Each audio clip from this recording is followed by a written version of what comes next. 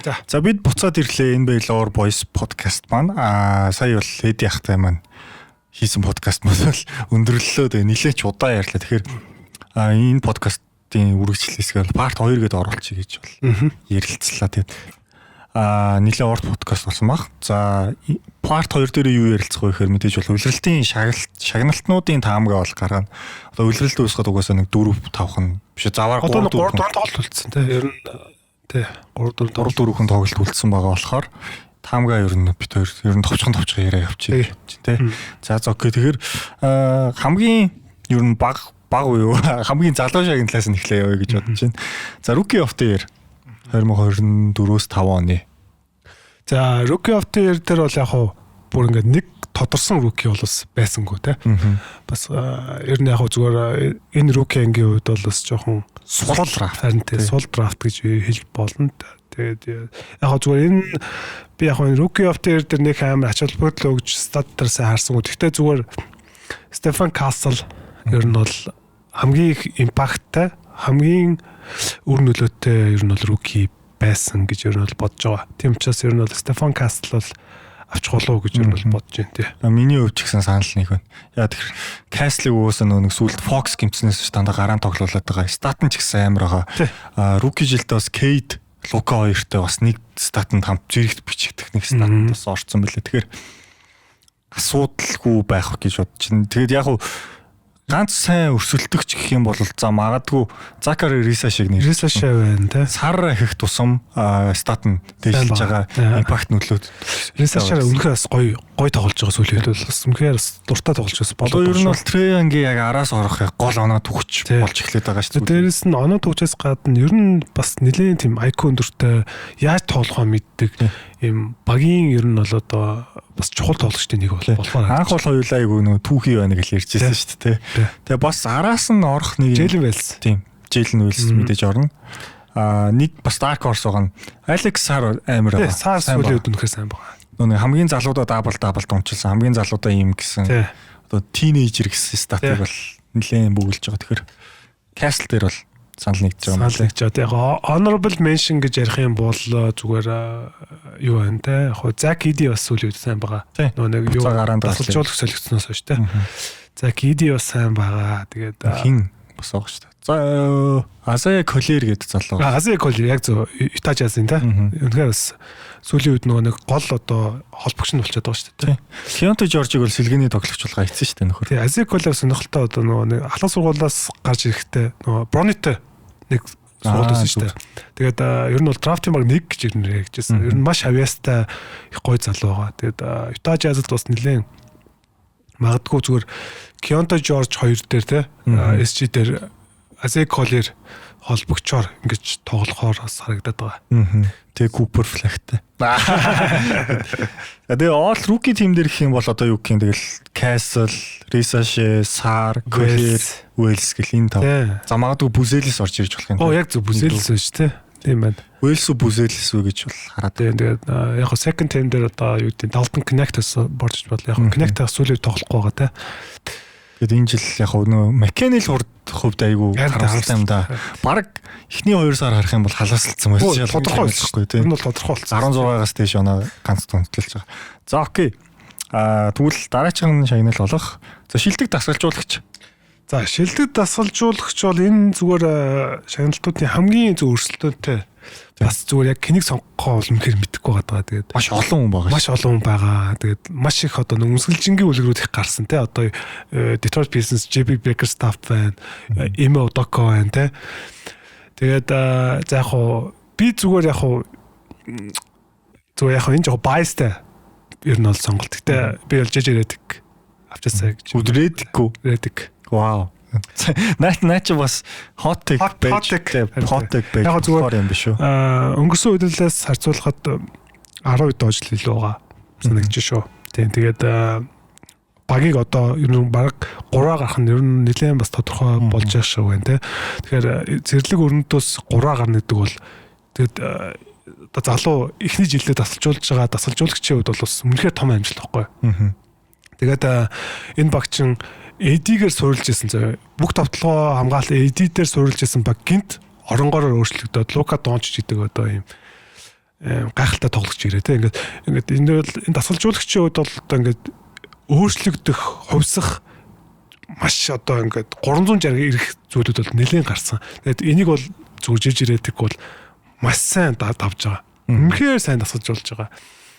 Том багуудын эсрэг одоо тэр Денвертэйсэн тоглолт байна. Өнөөдөр одоо OKC-тэй идэх тоглолтыг бол би бол зүгээр жижигрэдгийн баг хожиглагч хэлмээр байхгүй. Үнэхээр бага үнэхээр гоё бэлдэж гарч ирж байгаа. Эсрэг багтаа тааруулж үнэхээр гоё тоглож байгаа. Үнэхээр гоё дасгалжуулж байгаа. Тэгэхээр зүгээр яг хоо жижигрэдэг авахгүй баг. Гэхдээ миний хувьд зүгээр жижигрэдэг бол бас коучтэй өрсөлдөх ийм одоо ерөн зөв миний сонголт гэж ярьж байгаа тий. Миний хувьд болохоор яг хоёр хүн дээр айгүй санал хуваагдаад байгаа. Хамгийн ихнийх нь бол Kenny Atkinson. Угсаа Cavs-ыг одоо ийм амжилт огт хүлээгээгүй шүү дээ. Cavs-ыг бид нар одоо бүсийн топ 4 багийн нэг хэд ч хэцүү байсан гэж хоёулаа үлрэхлийнх нь бас ярьжлаасан да. Ер нь яг контендер үү. Одоо 60 хэд хойшлуулсан шүү дээ. Одоо Boston-тай хамгийн өрсөлдөх баг яриа явж байна. Нөгөөх нь болохоор Ime Udoka түрүү нөгөө нэг most improved team гэж байдаг бол Houston Rockets-ыг нэрлэнэ тий. За араас нь яг JB Bickerstaff бид яг зөв JB Bickerstaff бол одоо өнгөрсөн жил ардаа 14 ажил авсан байхгүй. Лигийн хомоол хамсан баг.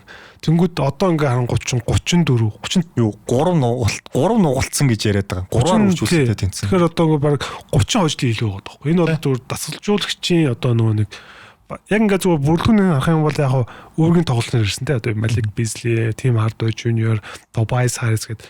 Гэтэ яг core хэсэг нь бол яг байгаад байгаа байхгүй. Тэгэхээр энэ багийг бол бүр ингээ 3 үржүүлнэ гэдэг бол бас JB Bickerstaff гайхамшиг бол байгаад байна. Тэгээд яг сонголт гэх юм бол за магадгүй тэгээд би зүгээр болчоосоо гэж хүсэж байгаа нь бол Udoka байна. Udoka болж байгаагүй тий. Бостон дахта болж байгааг зүгээр л болоогүй хаа. Тийм зүгээр л плей-оффт айгу сайн амжилт үз. Udoka ийм шагналыг бас аваад үзчихээсэй гэж болж байна. Болох магадaltaй яг одоо нэг хэрэг биттэй гэж ярих юм бол Kenny Atkinson.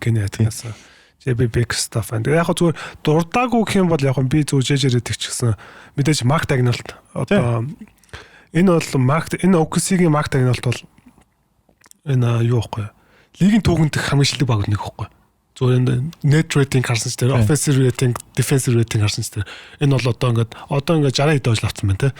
Одоо нөгөө 70 хожил авах боломжтой гэж. Одоо ингээд Lex хожил зүгээр 68 хожил авах боломжтой байгаа байхгүй. Тэгэхээр Mark Daigneault-ийн бас нэлээд бас том үйл. Гэхдээ өнгөрсөн жил Mark Daigneault авцсан. Тэм утгаараа энэ жил бол авахгүй баг.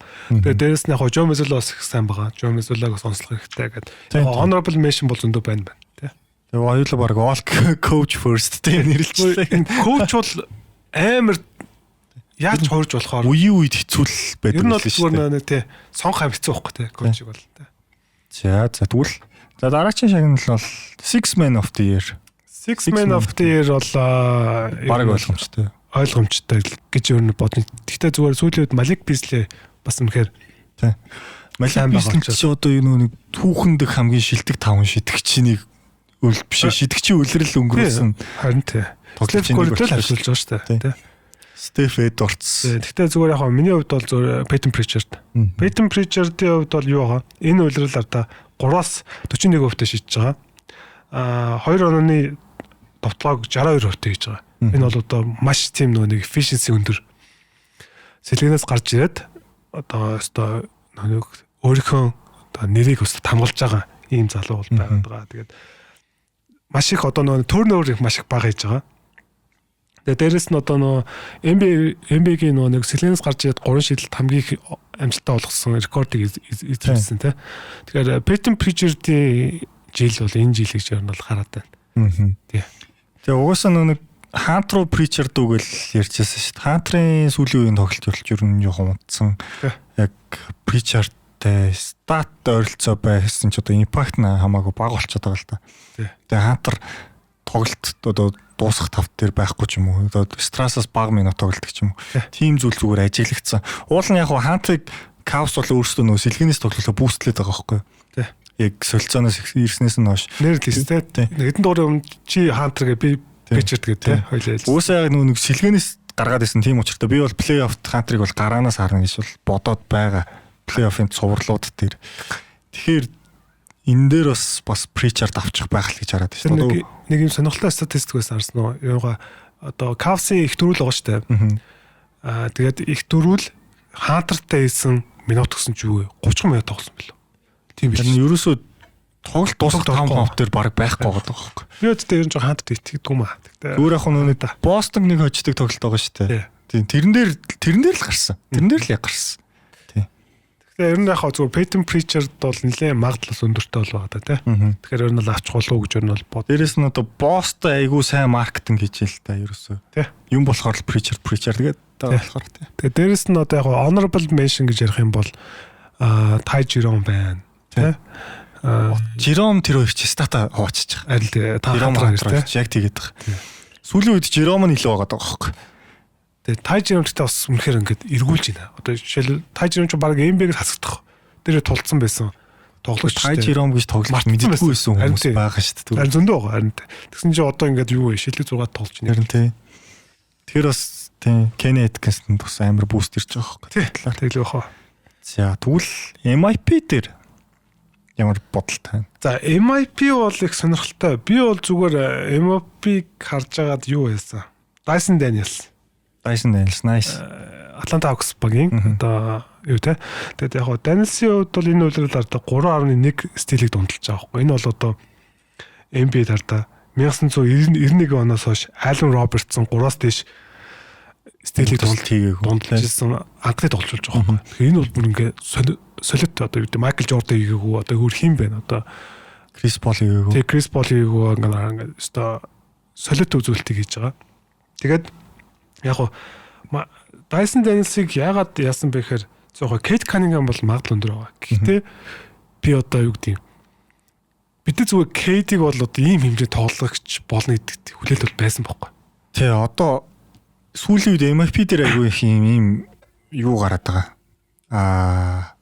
Маргаан гараад байгаа. Маргаан гарч байгаа тийм. Маргаан гарна гэдэг нь угаасаа нөгөө дээгүүр пиклэгдээд хүлээлт өндөртэй байсан тоглолт тэр хүлээлтэнд үрэхээр MIP гэж өгöd байгаа юм. Одоо жишээлбэл жишээ гэх юм бол одоо Морант өөрөө жишээ нь болж байна. Тэгэд Морант өөрөө тэр шагналыг голсон, бэйнд өгсөн. Тэгэд өмнөх жишээг бол Янас бас байна. Янас бол яг потенциалтай гэжсэн чинь ер нь бол All-Star одоо MVP төвчний тоглогч ер нь болохоор харагдсан байсан үед MVP авсан бас зөв буюу юу гэд. MVP-г болохоор дундаж багт одоо Norman Powell шиг ч юм уу те дундаж тоглолттой байж хаад All-Star хэмжээнд өсрөнгүү хөгжсөн. Зөвхөн хинэж хүлээлтэнд байгаагүй тийм тоглогч юм гэдэг байхгүй. Би бол Norman Powell сүүлийн хэдэн тоглолтонд оролцож исэн бол Powell авчихад бол айгүй баярлах байсан. Даач гимтэд сүүлийн 1 сар орчим айгүй. Гэхдээ яг уу яг NBA өгдөг жишгээр нь харах юм бол Kate Cunningham байгаа. Тий, өгдөг жишгээр нь харах юм бол Kate Cunningham. Түрүү жил чиглэлээ Markkanen билүү? За тийм. Тэрний өмнөхдөр Markkanen билүү? Нөгөө Utah болдог дээр шүү дээ, All-Star. Түрүү жилийнх чинь нөгөө хин байсан юм аа. Тэгтээ ер нь жоохон одууд л авт юм да. Тий. Яг энийг 90-д одмод болно гэсэн амбицтай л тоглох. Тэрэн дээр зүгээр яг би зүгээр жоохон санал нэг биш байдаг байхгүй. Бид зүгээр Kate Cunningham-ыг одоо All NBA team багтах ийм тоглогч болно гэдэг хүлээлт бол бүгдэнд нь л байсан шүү дээ. Яг үнийг хэлээд. Угаасаа ч тийм авьяастай, тийм өгөгдөлтэй залуу байхгүй тий. Тэгэхээр Dyson Daniels сарын юу байхгүй. Pelicans байхдаа энэ залууг одоо нөгөө нэг мөрөгийн солилцооны хавчурганд өгчээсэн.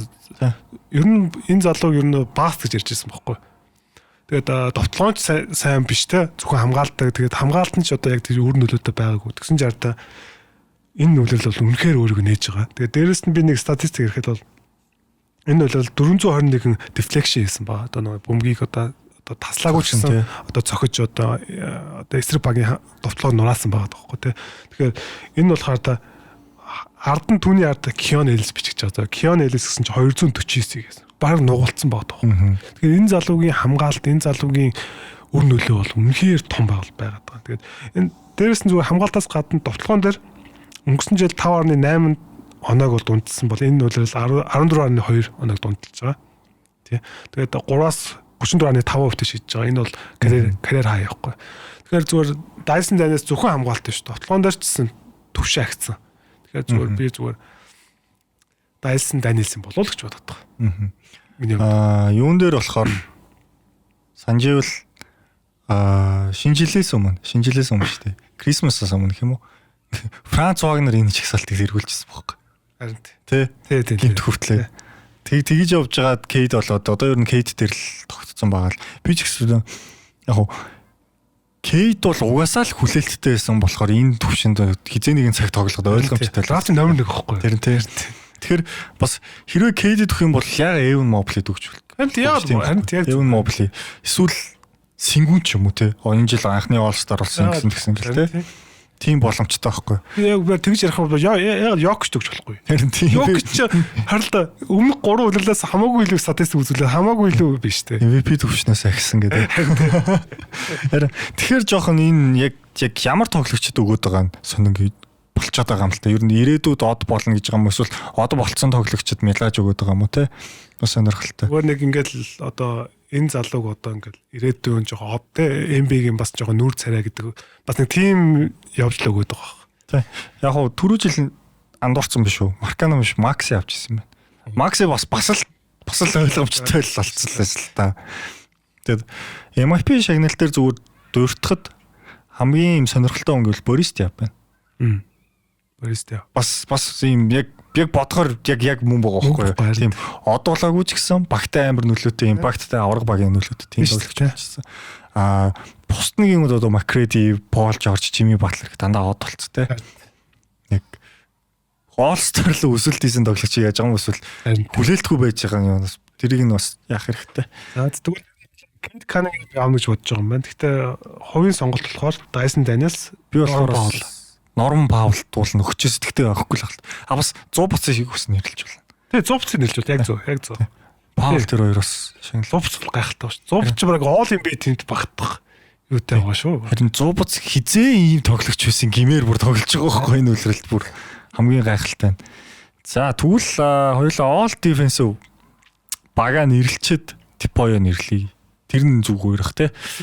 За All Defensive тэгвэл 1-2 дугаар багт ямар харан тоглогч сонгосон бэ? За би листээр харатгаас. All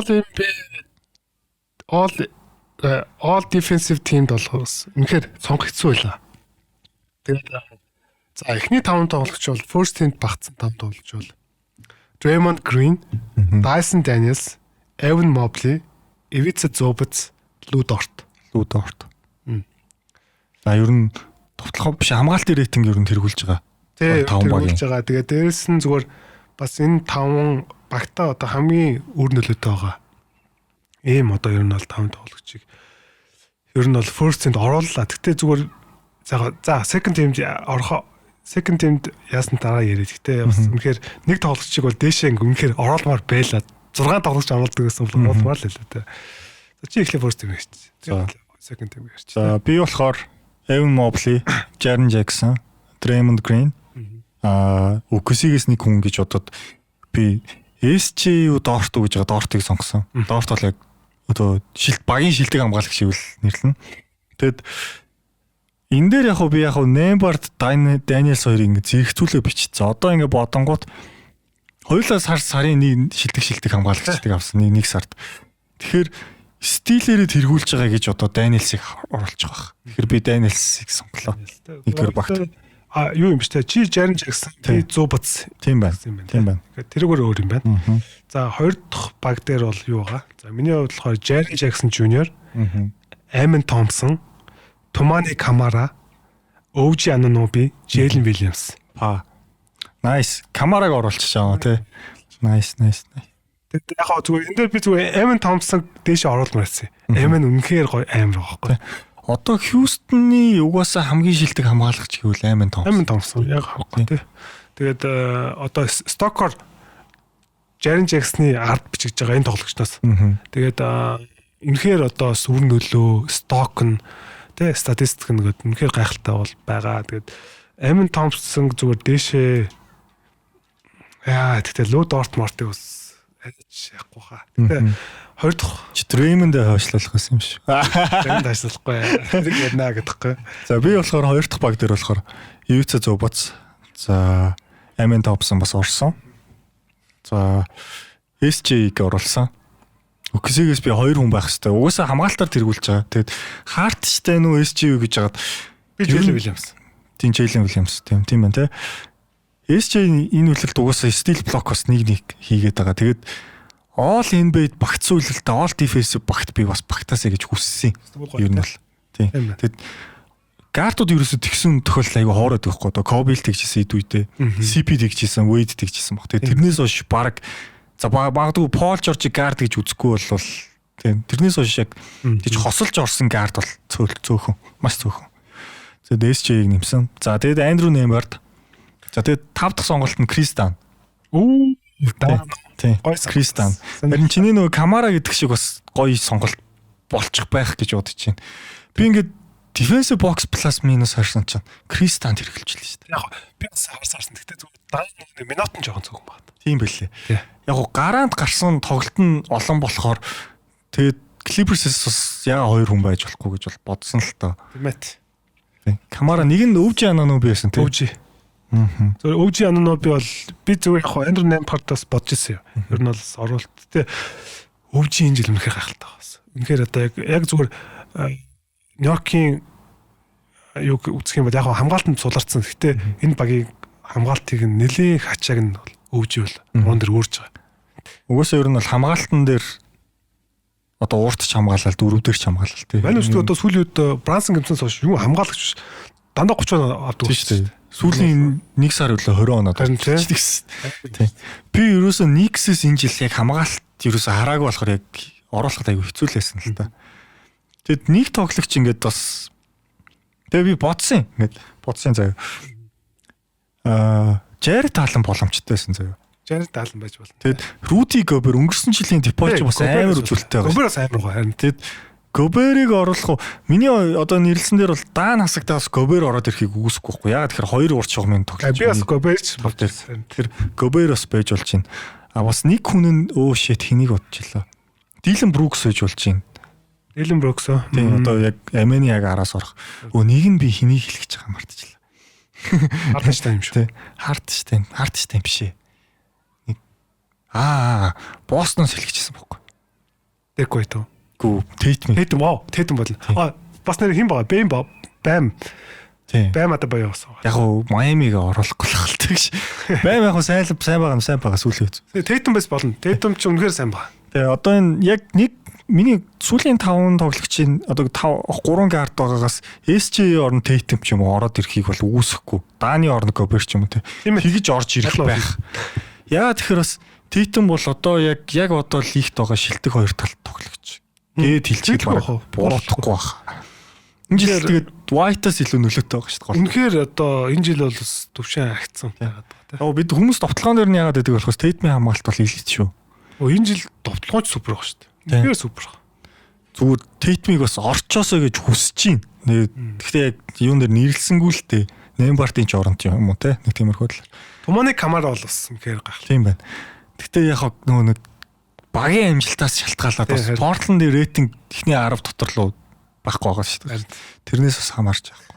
Тэгснээс бол сүүлийн 2 сар бол Jaren Jackson-аас илүү хамгаалж байгаа нь үнэ. Тэгээ яг Jaren Jackson илүү stock block гэж яах юм бол яхахгүй бас байгаад байгаа. Тэгээ Jaren Jackson-ы нөлөө бас яг 22 оноо бодож багассан л да. Энэ жил яг жоохон нэр хүн дээрээ орчих байх л гэж бодод шүү. За.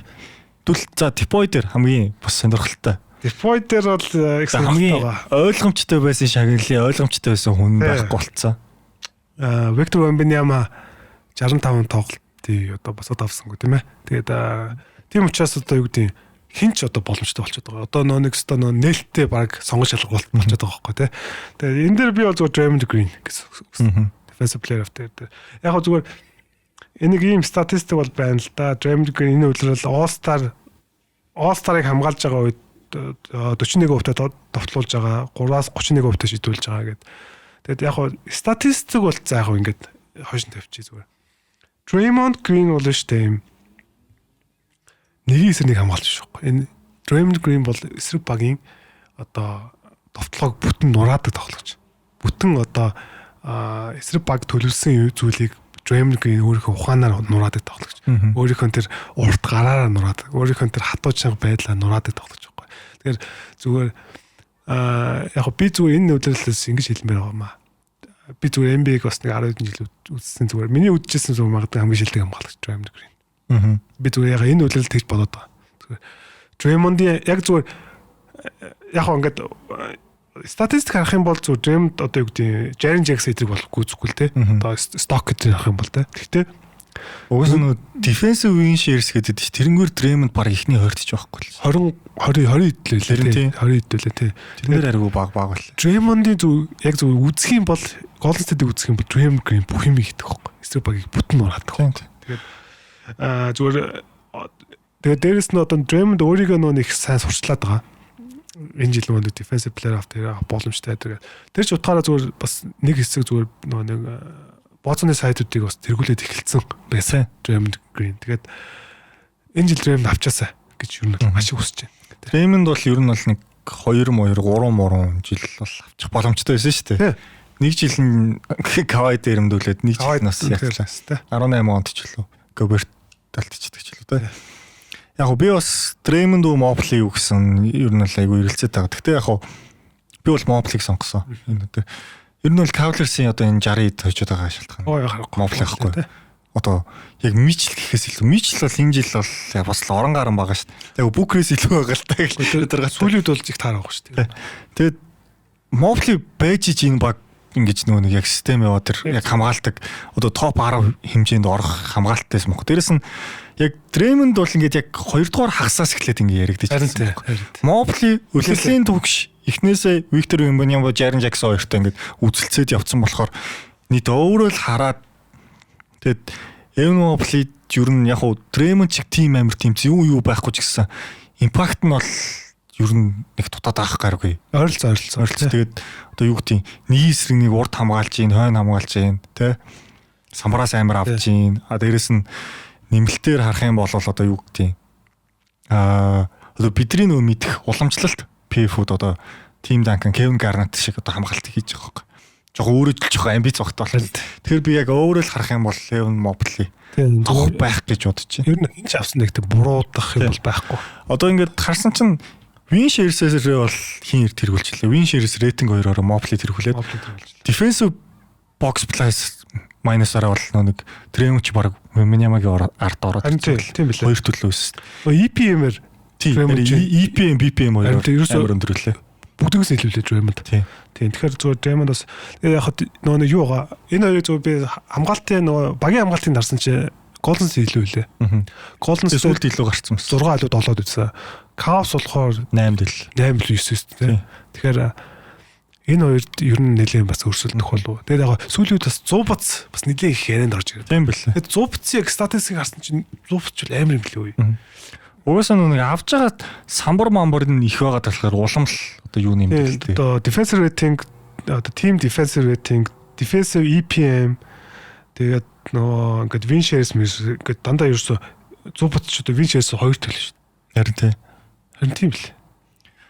Тэгээ яг win shares нэг бодлоо юу л та нөгөө нэг самбраас сайн авдаг илүү нөлөөлөд байдаг болохоор жоохон тэнэглэлтэй. Одоо Jokic наадхан дээр чинь баг нэгт явж байгаа зү тээ. Win shares гэхээр тий. За. Тэгээ ер нь зүгээр хинч авсан юм буруу юм байхгүй. Ер нь Dyson Daniels ч ер нь бол байх боломжтой. Гэхдээ Dyson Daniels тэр нэг нөгөө anti-stat л. Юу лээ. Daniels талбай дээр нөгөө нэг баг нь хожлын өвөнд баг болохоор Daniels талбай дээр хахад хасдаг суунгууд нэмэх гээд тэр бол нэлээ хойшин дотор байна. Гэтэ зүгээр энэ хоёр одоо Draymond, Evan Mobley гэж ярих юм зүгээр Draymond-ыг арай илүү хамгаалагч. Тэгээд Draymond ардаа зүгээр карьер досгод дахиж одоо угаасаа шанс байхгүй зү. Draymond ганцхан депойтой байдаг бол гэмт хэрэг шүнээр. Одоо Anthony Davis депойгүй яваал шүү дээ. Anthony-ээс авч болох шүү дээ одоо ирэх жил ч юм уу. Anthony Davis хэцүү байх ба. Өөрөө гэмтчихэд дээ. Тэгээд Draymond бол дахиж авах шанс бол байхгүй шүү дээ. Draymond ч одоо 35 настай. Тэгээд Wemby байна те. Chet байна, Mobley байна те. Тэгэхээр чи энэ жил авах хэвээр сүүлийн шанс эцсэн яа. Draymond аваа юм. Дэмжи авна та. Нэг JW rookie л явуулсан шиг манай кампань явуулчих. За тэгвэл All NBA 3 дугаар баг болон MVP-г нийлээд бол өнөөдрийн дугаарыг бол өндөрлүүлэе гэж бодож байна. Тэгвэл 3 дугаар багаас нь эхлээд явчих юм уу? За тэгээ би эхлэх явчих. Тэгээ. За тэгээ.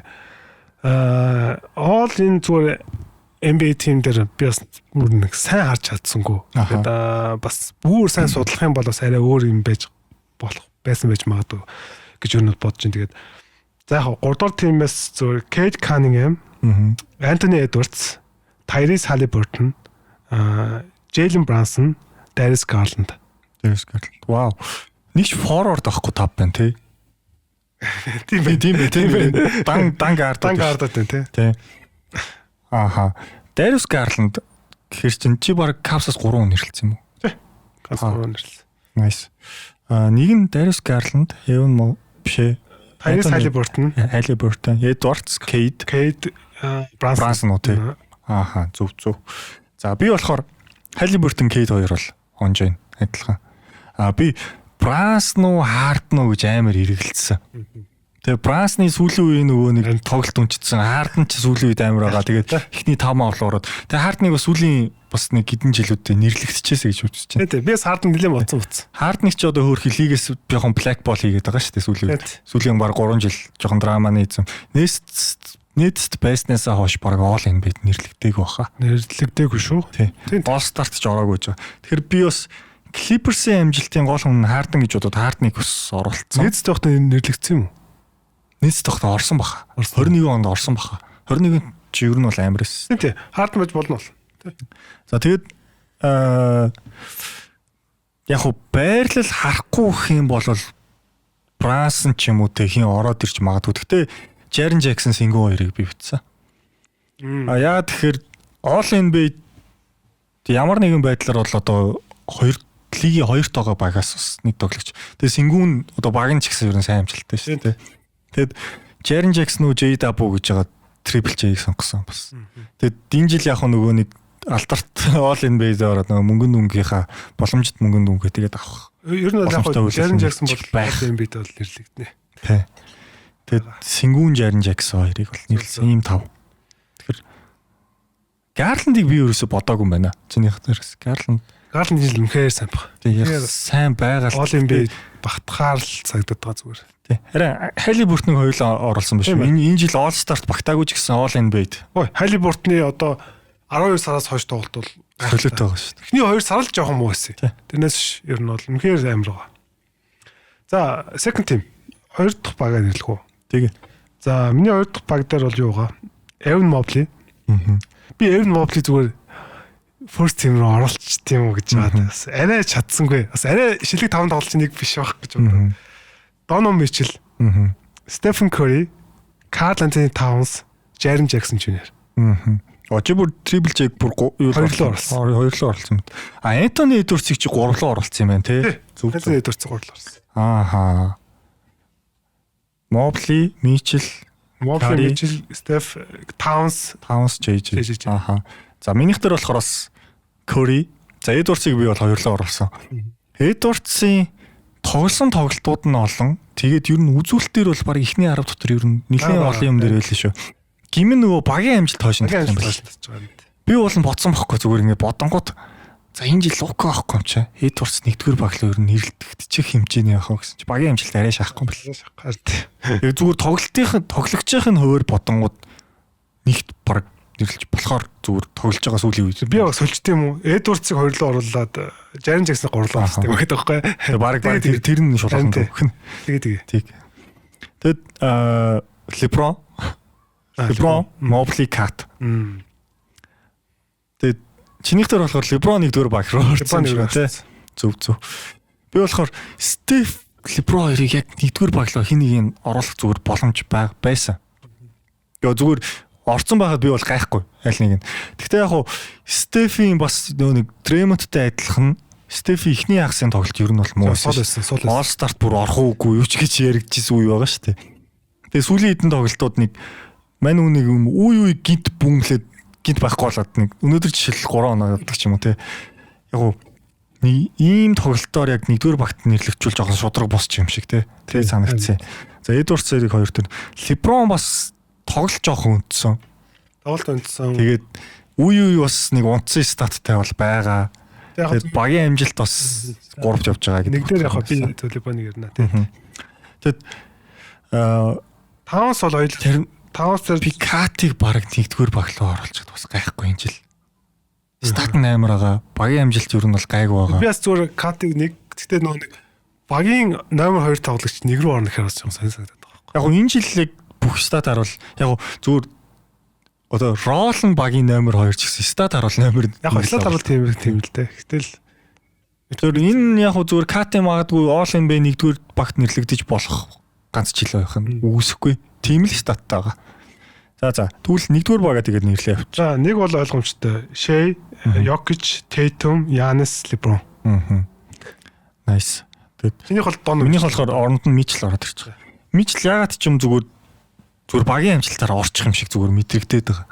Одоо сэтгүүлчд магадгүй санал өгөхдөө LeBron, Steph хоёрын хин нэг нь дээшлүүлэхээр тэгэж өгчих магадгүй. Эсвэл Mitchell гэхдээ би 2 дугаар багт нэрлэгдсэн ч байхгүй. Тэгээд Cat орсон ч бас гайхгүй. Гэхдээ яг хөө энэ жил нөгөө нэг 60 өжилтэй багийн номер 1 тоглогч гэдэг утгаараа бас тэгэд яригдах байх л гэж бодож. Тэгээ MVP ранкт угаасаа 5-т яваад гэлээ шүү дээ. Тийм. Яг зүгээр би ягаад LeBron-ыг битсэн бэ гэхээр LeBron яг тоглолт өнчгөн үзэнсэн. Гэхдээ нөгөө нэг одоо Anthony Davis явснаас хойш LeBron-ы хамгаалт бүр ингээд амар болцсоохгүй. Ерөөс ингээд нөгөө нэг араагаа ингээд солилцсон. Ерөөсөө одоо ингээд одоо Lex одоо ингээд AD-г явснаас хойш хамгаалтаараа баг илүү гоод байгаа байхгүй.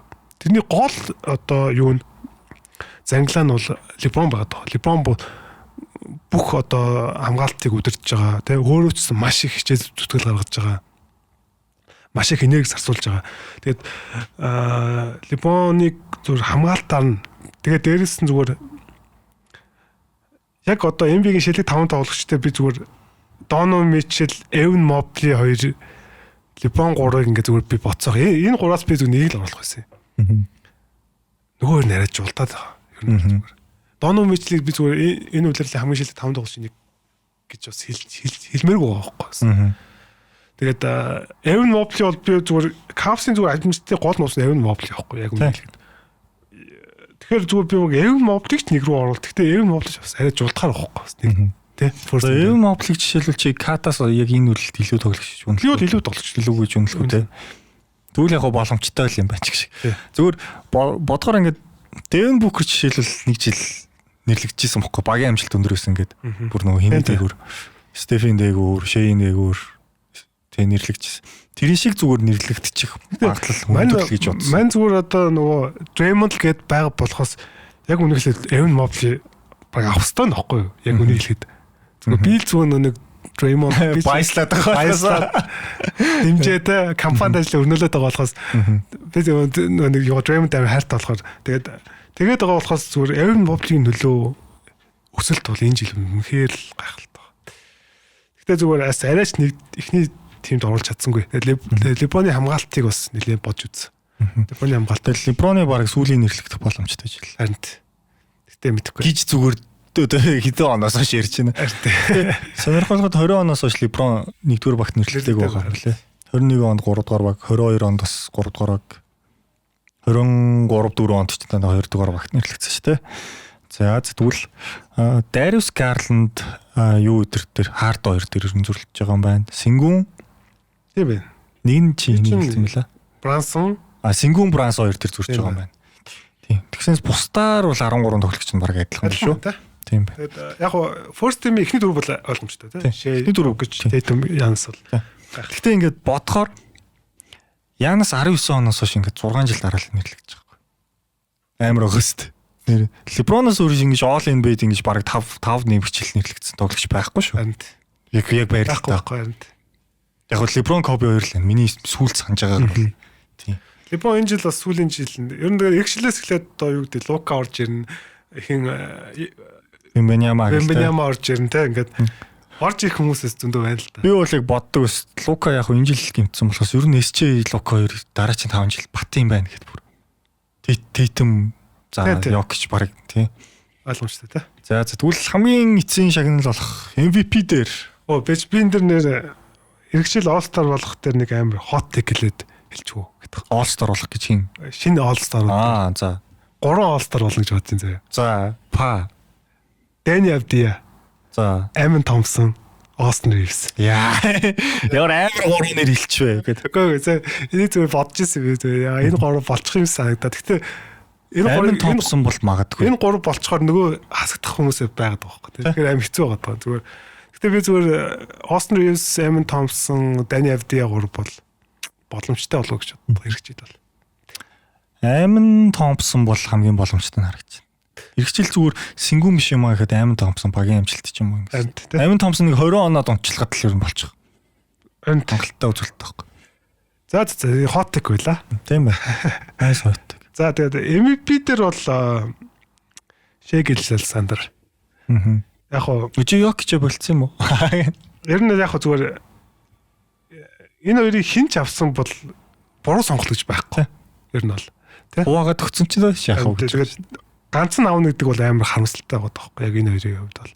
Гэтэ ягаад зүгээр Shai авах нь тодорхой болсон. Энэ бол одоо Jokic одоо 100 оноо үлдсэн тоглолтууд аваач ер нь бол ойлгомжтой болсон. Ер нь бол сэтгүүлчд бүх юм Shai руу хэвээсэн. Нэг сүүлд санал асуулга 72 өрлөө тэр болсон шүү дээ. Straw-Polar Shai бол хамаагүй л байгаа. Тэгээд яг хөө зүгээр энэ хоёр багийн амжилтыг нь харах юм бол хардаа 18 хожигдлын зөрүүтэй байгаа байхгүй. Энэ бол бүр дэндүү том юм gap бол байгаад байгаа. Дээрэс нь Jokic сүүлийн хэдэн тоглолтод хожихгүй байна л та. Бүр narrative бүр эсрэгээр нь тэгээд Jokic бас хэдэн тоглолт өнжлөө те. Яг ингээд харах юм бол тэгээд 18 тоглолтын gap гэдэг бол бас нэлээд том gap байхгүй. Тэгэхээр багийн амжилт байна. Тэгээд дээрэс нь зүгээр Shai энэ үйлрэл зүгээр нөгөө нэмэх хасах үзүүлэлтээр 1013 байгаа. Нэмэх 1013 байгаа. Бүх тоглогчдыг хэрэгүүлж байгаа. Бүх тоглогчдыг татгаад хэрэгүүлж байгаа. Jokic нэмэх 703 байгаа юм лээ. Тэгэхээр зүгээр яг зарим хүмүүс ингэж хийж магадгүй зүгээр Shai-г авчвал адилхан хожоод байна гэж үгүй. Ер нь бол Shai-гээс бол бүтэн амаралтай байхгүй. Яг Jokic энэ бол биш. Тэ Jokic бол энэ хоёрын зүгээр хэн илүү тоглогч вэ гэх юм бол Jokic. Тэр бол ойлгомжтой. Зүгээр угаасаа 4 жилд л Jokic байсан. Тэгээд Jokic-ийн ийм одоо хамгийн шилдэг үлрэлдээ MVP авахгүй байдаг нь харамсалтай байхгүй яг үнэ хэлээд. Гэхдээ энэ үйлрэл бол одоо SJ-гийн жил бол болчлоо. Тэр нь бол харж байна те. Тийм санал нэгтэй байна. Би бол бас SJ гэдэг лөөр бол ер нь 90% санал итгэлтэй болцсон. Яг тэгэхээр яг өдрлийн сүүлийн сарлуу ингээд narrative шийддэг баг. Embiid дээр ч гэсэн тэгжсэн шүү дээ. Embiid-ийн баг хожоод нөгөө нэг хоорондоо тулсан чинь Embiid хожиж мажаа те. Яг тэр шийдсэн бохгүй юу. Тэгээ дээрэс нь Jokic-гүй энэ баг чинь Warriors юу хоёрыг хожсон. Houston хоёрыг хожицсан. Warriors Houston хоёрыг амар багтана. Тэгснэ одоо Jokic-тойгоо хожигдоод байна. Washington хожигдсон шүү дээ. Washington шүрдүүлсэн шүү дээ энэ жил бүр. Jokic-тойгоо.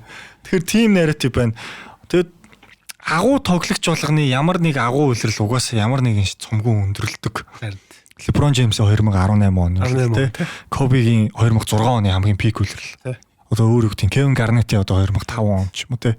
Бүх статаар ингээд хэрэгүүлж исэн ингээд лигт тасархаа байсан үйлрэл нь багийн амжилтаас болоод ингээд юу гэдэг. Одоо ялагдал шагналгүй цомгүй байдлаас бол тийм болж одоо хоцорч исэн тохиолдол энэ бид байхгүй ш байгаа. Тэгэхээр тэрний бас нэг зүйлээс нь л энэ жил Jokic болох юм болов уу гэж бодож чинь. Тэгээд Jokic-ийн статтай ийм амир ойролцоо үзсэнд нь Shai бас ингээд шагналын өгөх ёстой байхгүй. Jokic-ийн статтай ойр үзнэ гэдэг чинь өөрөө хэцүү байхгүй юу? Одоо түрүү жил жишээлбэл Лука ойрхон үзсэн заяа. Тэгэхдээ Лукагийн багийн амжилттай гарна гэсэн байхгүй. Гимэн. Тэгээ магадгүй даас бүсийн нэг юм уу хоёроор гарсан байсан бол Лука төгчих байсан болов уу гэж би бодож байсан. Баггүй тий. Тэгэхгүй тэр бол багийн амжилт болсон. Тэгээд SJ түрүү өнгөрсөн жилийн Лука шиг үзүүлэлттэй байна. Тэгээ хамгаалтан дээр илүү үзүүлэлттэй. Яг найруулга гэдэг өөр юм дээр ингээд ер нь тэр хоёрын адилхан хэмжээний тоглогч одоо өөрөөр л харуул 98 тий. Jokic гэхдээ 99%тэй. Тэгээ 2K-ээр харуул Shai-тэй бол тийм байна да.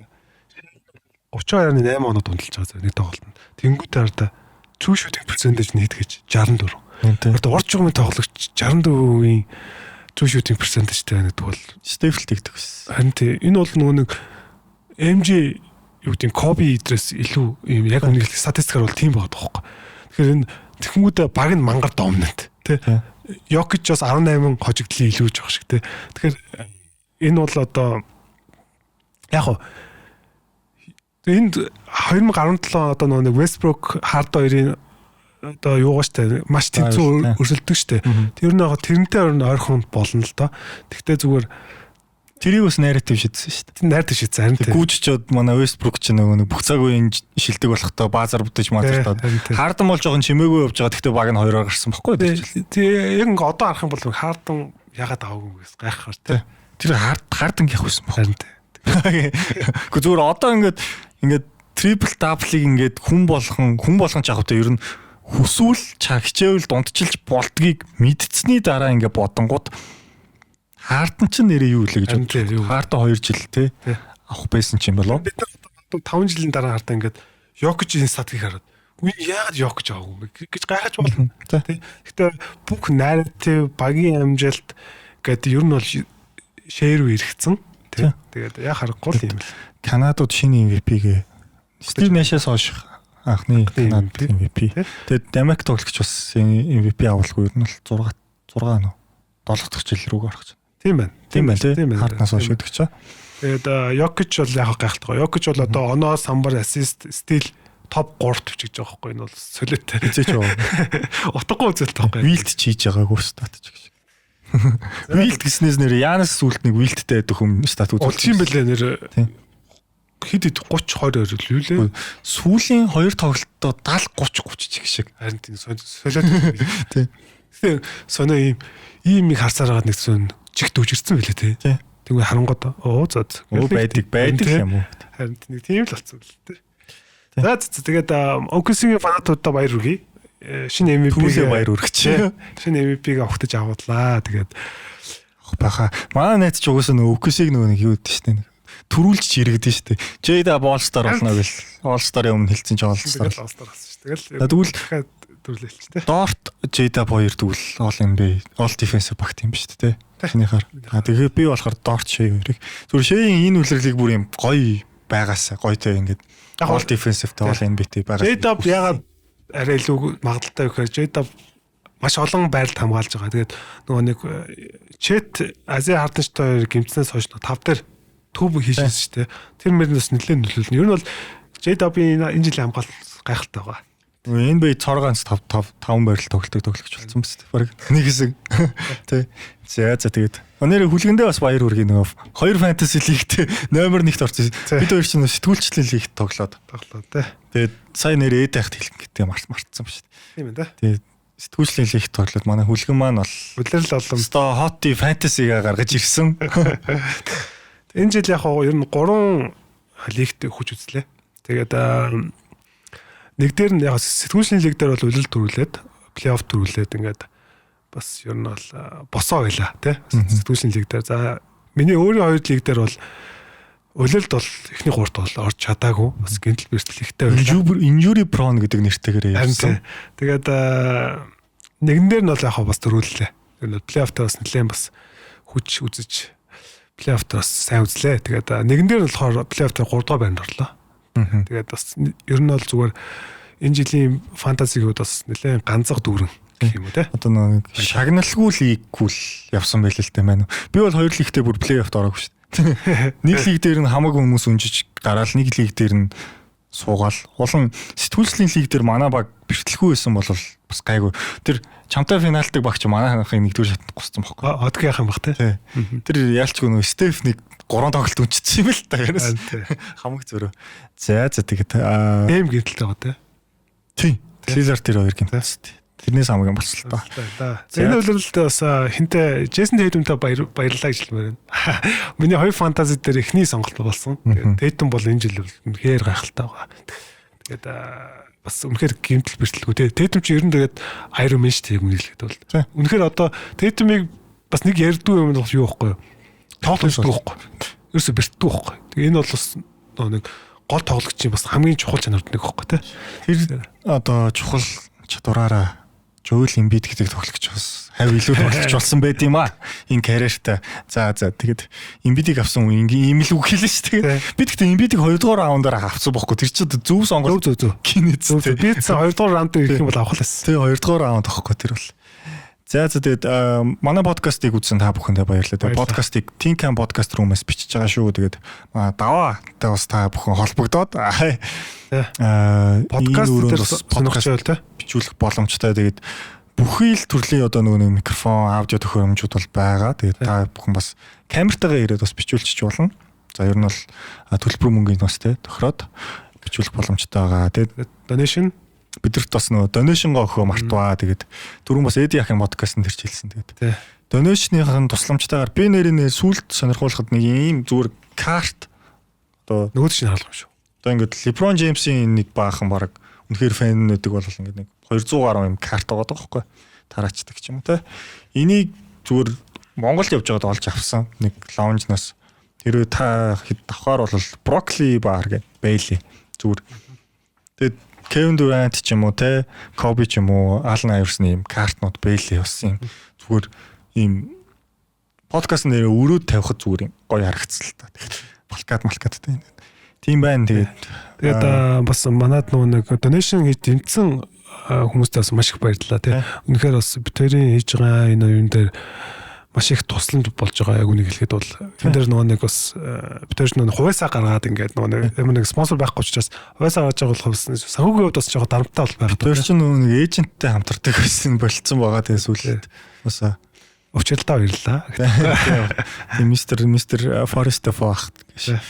За тэгээд нэрээ цогтоо маань сонсож байгаа бол минь дүргээ. Тэгээд цогтоотойгоо бол холбоотой байдаг. Удахгүй нэг подкаст дээр оруулна гэд бодоод л байгаа юм. Манай хүн бол бит хоёрыг бол сайн үзчих шиг үлээ. Ер нь бол ойрхон байгаа хөвөрөөс.